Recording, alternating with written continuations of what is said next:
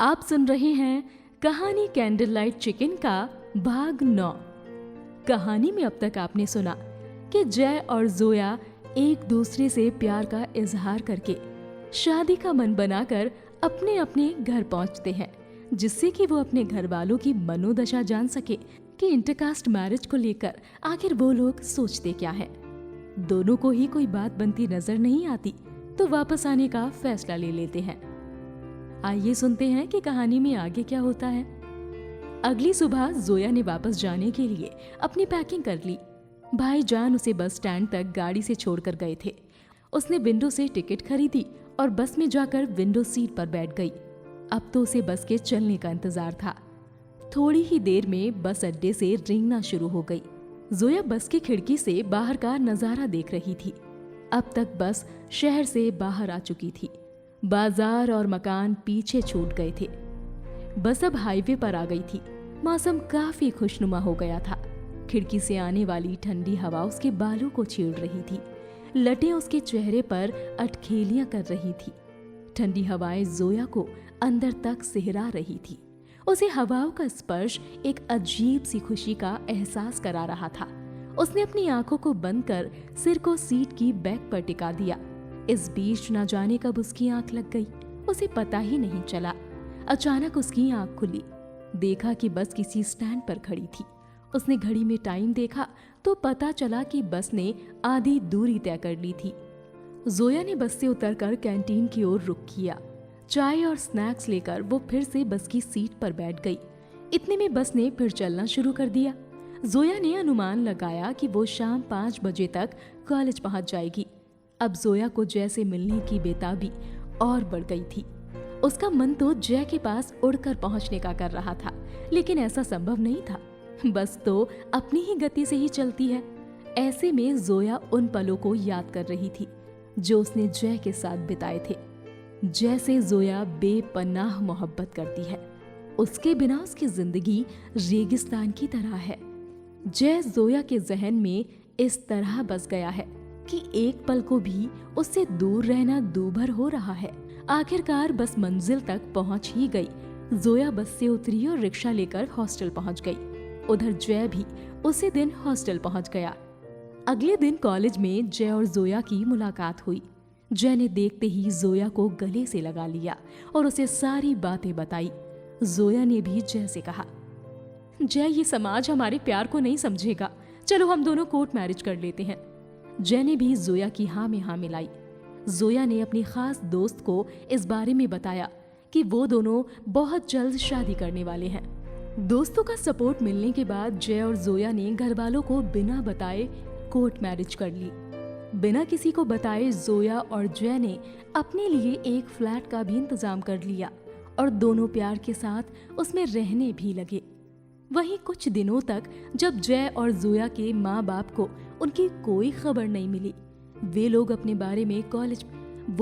बारे में कॉलेज में पता करने के लिए पहुंचे तो उन्हें ये पता चला कि जय और जोया ने आज से 3 महीने पहले कोर्ट मैरिज कर ली थी। उसके बाद वो कभी कभार कॉलेज के कैंपस में दिखते थे और उन्होंने अपना पता किसी को नहीं बताया था। यहाँ तक कि वो अपने दोस्तों से भी घर के बाहर ही मिला करते थे। ये बात सुनकर जय और जोया के माता पिता काफी आग बबूला हो गए। यहाँ तक कि आपस में गाली गलौज भी करने पर उतारू हो गए। जय के पिता ने जोया के पिता से गुस्से भरे लहजे में कहा, मेरे भोले भाले लड़के पर कैसी नागिन का साया पड़ गया। हम तो वो लोग हैं जो कभी लहसुन प्याज तक नहीं खाते, लेकिन हमारे बेटे को बहला फुसला कर भगा ले गई होगी। मैं उसे किसी कीमत पर नहीं छोड़ूंगा। जोया के अब्बू जाफर खान ने तेज आवाज में जय के पिता तेज प्रताप से कहा, खबरदार जो मेरी बेटी को भला बुरा कहा। तुम्हारे बेटे ने मेरी बेटी को जोर जबरदस्ती करके भगाया होगा। पता नहीं वो किस कदर घुट घुट कर जी रही होगी। हमारी बेटी तो दूसरी बिरादरी में शादी करने की बात कभी सपने में भी नहीं सोच सकती। जरूर तुम्हारे बेटे ने अपहरण करके अपने साथ रखा होगा। मैं तुम्हारे बेटे को नहीं छोड़ूंगा। थाने में जाकर अभी तुम्हारे खिलाफ रपट लिखवाता हूँ। जय के पिता ने जोया के वालिद पर चिल्लाते हुए कहा, तू मेरे खिलाफ क्या रिपोर्ट लिखवाएगा? मैं तुम्हारे खिलाफ रपट लिखवाता हूँ। तुम्हारे पूरे परिवार को अंदर करवाता हूँ। दोनों एक दूसरे पर चिल्लाते हुए थाने की तरफ चल पड़े। थाने में पहुंचकर जोया के पिता ने अपनी बेटी का कॉलेज से अपहरण की रिपोर्ट लिखवाई और मुख्य अभियुक्त जय और उसके परिवार को बताया। उसके बाद तुरंत ही जय के पिता ने उसी थाने में अपने बेटे के गुम हो जाने की रिपोर्ट लिखवाई।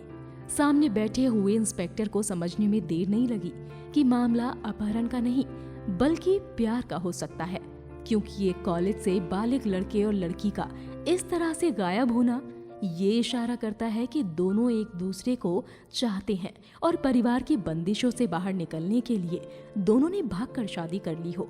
इंस्पेक्टर ने पैनी नजरों से दोनों के माँ बाप को देखने के बाद ये कहा, आप लोग 2 दिन के बाद मेरे पास आइए।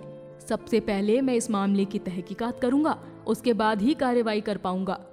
दोनों के माँ बाप वहां से एक दूसरे पर तोहमतें लगाते हुए घर के लिए निकल गए। रिपोर्ट लिखने के बाद पुलिस अपनी तफ्तीश में लग गई। कड़ी से कड़ी जोड़ते हुए आखिरकार पुलिस जय और जोया तक पहुंचने में कामयाब हो गई। जय और जोया से पूछताछ करने पर पुलिस को पता चला कि दोनों ने अपनी मर्जी से कोर्ट मैरिज की है और दोनों काफी खुशी से अपनी जिंदगी गुजार रहे हैं। जय और जोया की बातें सुनने के बाद पुलिस को भी पूरा मामला समझ में आ गया था कि अलग अलग धर्म होने की वजह से दोनों ने गुपचुप तरीके से शादी कर ली। खैर, पूरी तसल्ली करने के बाद पुलिस ने जय और जोया के माता पिता को हकीकत से रूबरू करवाया। पहले तो दोनों के माता पिता को इस बात पर विश्वास ही नहीं हुआ, लेकिन जब पुलिस ने सबूत के तौर पर दोनों की शादी वाली फोटो दिखाई तो उन्हें मानना ही पड़ा। पुलिस की पुष्टि के बाद जय के पिता ने जोया के अब्बू जाफर खान पर भड़कते हुए तोहमत लगाई कि उनके सीधे साधे बेटे को उनकी बेटी ने अपने प्रेम जाल में फंसाया है। वहीं जोया के अब्बू ने तोहमत लगाई कि उनके बेटे ने उनकी भोली भाली बेटी को फंसाकर उसे गुमराह किया और शादी कर ली। अब वो समाज में अपना क्या मुंह दिखाएंगे। दोनों के बीच तनातनी होती देख पुलिस वाले ने कहा, देखो, कानूनन तो इसके खिलाफ कुछ भी करना नामुमकिन है, क्योंकि दोनों न सिर्फ बालिग हैं बल्कि अच्छे पढ़े लिखे भी हैं। अगर आप अपने बच्चों को वापस पाना चाहते हैं तो उनकी खुशी को अपनी खुशी बना लीजिए, क्योंकि इस तरह के हालात में सभ्य माता पिताओं को इसी तरह का कदम उठाना चाहिए। पुलिस के सामने दोनों ने उनकी हाँ में हाँ तो मिलाई, लेकिन बाहर निकलते ही जय के पिता ने जोया के पिता से कहा, देखो, मैं किसी भी कीमत पर अपने घर में मीट मछली खाने वाली किसी मुस्लिम लड़की को बर्दाश्त नहीं कर सकता। ये बात सुनते ही जोया के अब्बू भी बोल पड़े, अरे तो क्या मैं हिंदू दामाद झेल सकता हूँ? तुमने सोच भी कैसे लिया? अगर तुमको मुस्लिम बहू नापसंद है तो मेरे लिए भी हिंदू दामाद सोच से बाहर है। खैर, अपनी अपनी पत्नियों के कहने पर दोनों बैठकर बात करने पर राजी हो गए। दोनों सोचते हैं कि राह से भटक गए बच्चों को सही रास्ते पर लाने की जिम्मेदारी अब उनकी ही है। जय के पिता ने कहा, मैं अपने बेटे को अपने घर बुलाने का प्रयास करता हूँ, लेकिन इसके बाद मैं अपने बेटे को घर में बंद कर दूंगा। फिर तुम अपनी लड़की को वहां से हमेशा हमेशा के लिए ले जाना, लेकिन हमारी एक शर्त है कि तुम्हें तुरंत इस शहर को छोड़ कर जाना होगा, नहीं तो वो दोनों बालिग हैं और उन्हें किसी भी कीमत पर रोक पाना हमारे लिए मुश्किल है। जोया के अब्बू जाफर खान ये बात सुनकर कहते हैं, मैं ही क्यों, तुम्हें भी ये शहर छोड़कर जाना होगा, क्योंकि मैं कब तक अपनी बेटी को रोक पाऊंगा। शर्त सुनने के बाद जय के पिता ने कहा, ठीक है, मैं भी चला जाऊंगा, लेकिन मुझे अपना शहर छोड़ने में थोड़ा वक्त लगेगा, क्योंकि मैं अपने बेटे की दूसरी शादी कराने के बाद ही इस शहर को छोड़ पाऊंगा। जोया के अब्बू जाफर खान ने जय के पिता की बात सुनने के बाद कहा, ठीक है, अगले 3 महीने के अंदर आप अपने शहर को छोड़कर किसी अनजान शहर में चले जाना, ताकि जय और जोया फिर कभी मिलने की बात सोच भी ना सकें। जय के पिता ने भी गुस्से में ही जोया के अब्बू जाफर खान की बात पर जवाब दिया, मुझे शर्त मंजूर है, लेकिन देखना तुम अपनी जुबान से मुकर मत जाना। अरे ये एक सच्चे मुसलमान की जुबान है, एक बार कह दिया तो उसे पूरा करना ही करना है, नहीं तो सारी उम्र तुम्हारी गुलामी करूंगा। जोया के पिता ने जय के पिता को जवाब देते हुए ये बात कही।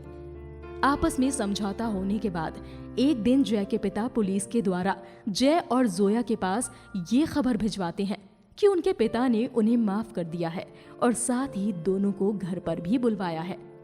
ये बात सुनने के बाद पहले तो जय को यकीन ही नहीं हुआ कि कट्टर विचारों वाले उसके पिता की सोच इतनी जल्दी बदल गई और वो उससे मिलना भी चाहते हैं। मगर पुलिस वाले के बार बार बताए जाने के बाद जय और जोया ने घर वापस लौटने का फैसला कर लिया। हाथों में बैग लिए जैसे ही जय और जोया ने घर की दहलीज पर कदम रखा तो जोया को देखकर कुर्सी पर बैठे जय के पिता का खून खौल गया। गुस्से का घूंट पीने के बाद जय के पिता ने कहा, आओ आओ, कैसे हो तुम लोग? बड़ी देर कर दी आने में। मैं तो सुबह से ही तुम दोनों का रास्ता देख रहा था। जय ने पिताजी के पैरों को छूकर प्रणाम करते हुए कहा, हाँ वाकई आने में थोड़ी देर हो गई। पिताजी आप सचमुच बहुत अच्छे हो। आपने अपने बेटे की खातिर जात पात से ऊपर उठकर जोया को अपनाया है। मुझसे बहुत बड़ी भूल हो गई कि मैंने आपको बताए बगैर शादी कर ली। महान हो आप पापा। आपके जैसा पापा हर एक बेटे को मिले जो अपने बेटी की खुशी के लिए जाति और मजहब से भी ऊपर उठकर सोचे। ये बात कहते हुए जय अपने पिताजी के गले से लग गया। जोया ने भी अपने सिर को आंचल से ढकते हुए पैर छूकर नमस्ते किया। पिताजी ने अनमने ढंग से नमस्ते का जवाब दिया और बस इतना ही कहा, खुश रहो। इसके बाद माँ दोनों को अंदर ले जाती है। जय को गले लगाकर माँ की आंखों से आंसू छलक पड़े। उन्होंने दोनों को अंदर बैठने को कहा। शाम को खाना खाकर जैसे ही दोनों कमरे में सोने जा रहे थे कि माँ ने जोया को अपने पास ही बैठने को कहा। जय को लगा कि माँ शायद जोया से कुछ पर्सनल बात करेंगी, इसीलिए अपने पास बैठा रही हैं। जय ने कहा, अच्छा आप दोनों बातें करो, मैं कमरे में आराम करने जा रहा हूँ।